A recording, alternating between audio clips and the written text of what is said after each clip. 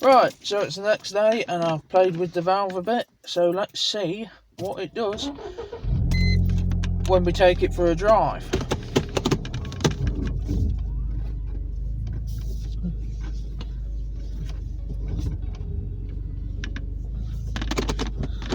Try not to run this chap over.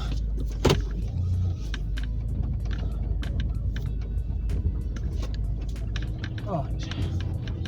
Now the spluttering happens low down, so we shall see whether removing that lock nut and giving it a little more travel has helped.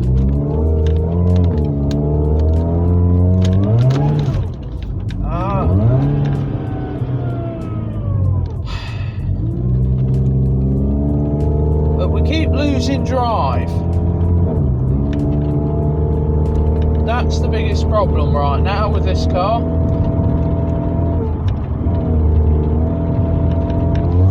Come on.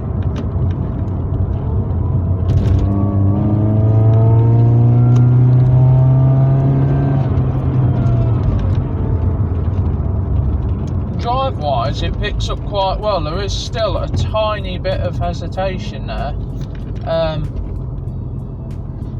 So we'll just take it a bit further and see how it starts to behave, because these cars, the ECU is quite adaptive. Now what I've noticed is the issue occurs between 2000 and 2500 RPM, which is about the point where the camshaft shifts. Sorry you guys can't see me at the minute, but the phone's not really good with windows and light and such. I do need to get a better camera for doing this kind of thing. Right, so we'll try not to lose drive again.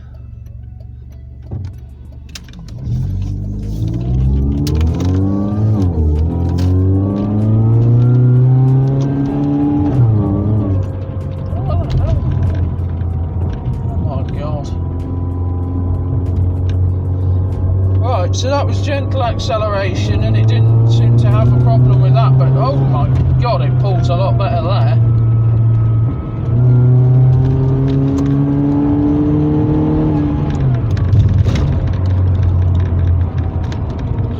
Well, that's surprising. So far, it's only spluttered once. What's my phone doing? Right, so we're still driving. I don't know what happened to my phone then. It just randomly stopped working. So there's a slight something still at around 2000 RPM. Very slight. So a tiny bit more adjustment should fix that. Right, so what I'm doing is I'm just pulling over, key off, out, leave it for a little bit. And sometimes that helps the ECU with its adaptions. Don't know why, don't know whether it's fact, but it's something I've noticed when you've altered something on a car. You take it for a few miles, switch it off, key out, and when you restart it, it seems to be a little more refined. I don't know whether that's actually a thing or not, to be honest. Nothing says it is, really. Apart from when you do the ignition throttle pedal thing for the...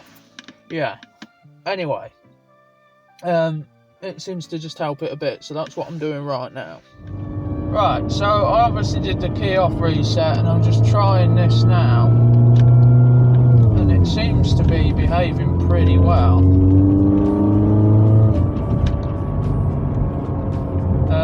But unfortunately there's a vehicle in front that's going to go very steady, and I know for the most part of this video you can't see me, and I apologise for that.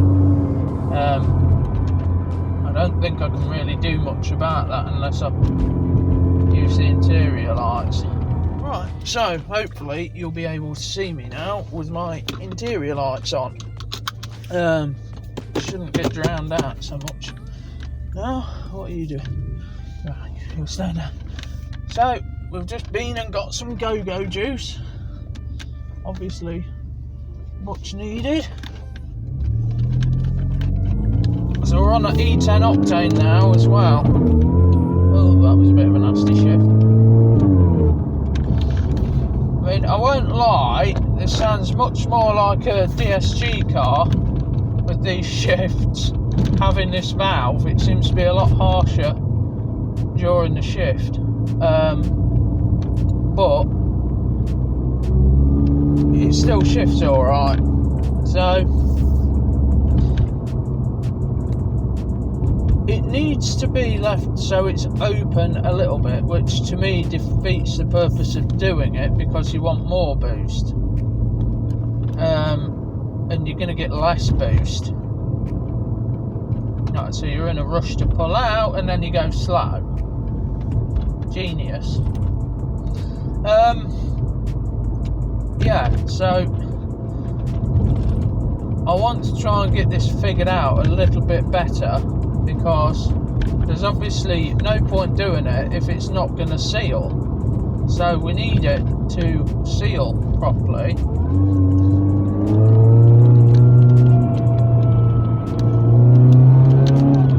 I mean, it, like, with the slight gap that it has now, it still makes good boost. Like, it's almost like it's still sealed.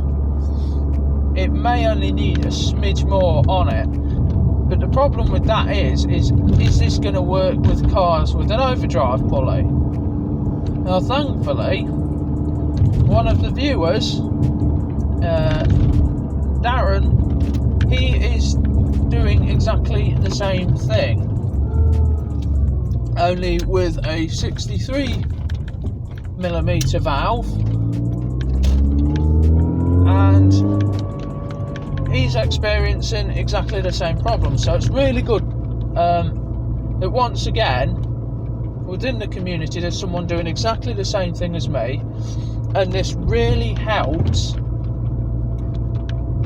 figure out solutions, because one person can think of one thing that somebody else certainly hasn't. I didn't think to use washers to space the valve, which is what I might look at doing today, instead of shortening the shaft of the actuator. So let's give it a little pull down here.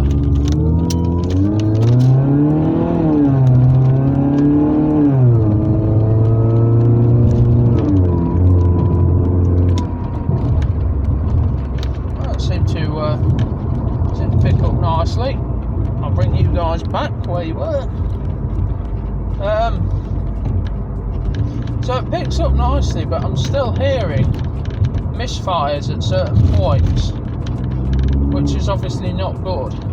But the reason I'm driving around so much is to try and see if the car learns to adapt to it. So I need to know what the car can adapt to and what it can't. Right, so I think part of this problem at the minute is the fact that the valve's sort of only just cracked open a little bit. So what I'm going to try is the same method Darren used, and use some washers to space the actuator away from the valve body itself.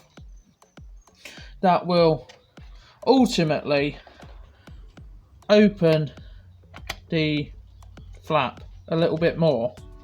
Now obviously that's going to introduce a boost leak constantly, but I'm going to try and figure out some alternative way of controlling the actuator, so that it sees less positive pressure at a higher RPM. I'm not quite sure I'm going to figure that out, but I'll figure it out. Right, so I've added a couple more washers, or I've added a couple of washers rather. So you can see that the flap is partially open now, which is not really what I want, but we'll see what it does like this. Right guys, so let's try this again and see if this works this time. Hopefully it will do. It's a good bit of fun, this is, in the most British way. Now, hopefully this will cure it, but we'll have to see. Now, hopefully I won't lose drive again. This is why I've gone to switching manually.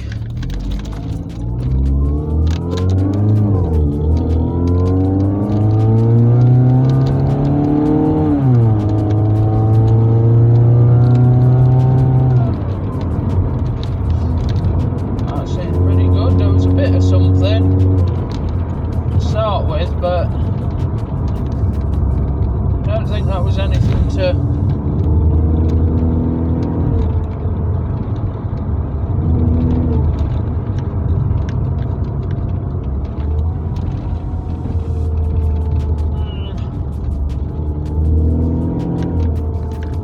basically I haven't got an AFR gauge in this car, so this is a bit risky.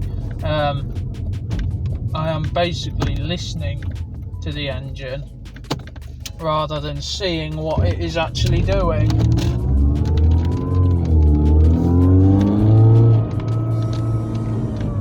I mean, it seems to be working. Without a doubt, it's working as it should. The main problem is so far it still feels like stock. And it picks up a bit more responsively. It's let me have a little bit more boost a bit sooner, which is what you'd expect. But how much boost does it let me have, and how soon?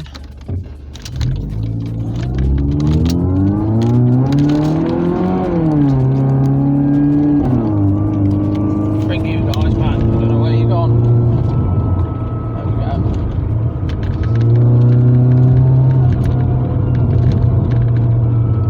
Well, it's working as it should.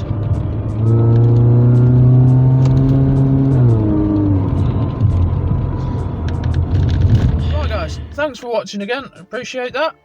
Don't forget to like and subscribe.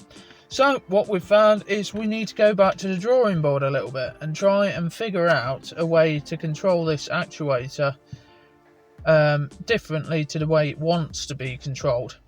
How I'm going to do that, I'm not entirely sure yet.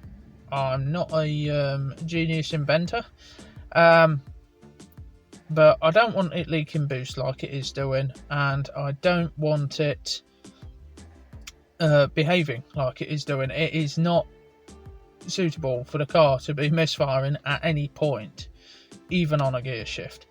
So the car is drivable, it is smooth for the most part, but the odd time there is a hiccup, and you can tell. Also, when you put your foot down around 2,500–3,000 RPM, it's flat. It's absolutely flat. So there's that to be sorted out. The interesting thing is, though, I noticed after testing it yesterday, when you put the electronic bypass valve back on after doing things like this with a vacuum valve, it goes like hot snot. It's like it's a totally different car again, and the electronic valve actually allows you to have some fun, which is a little bit odd.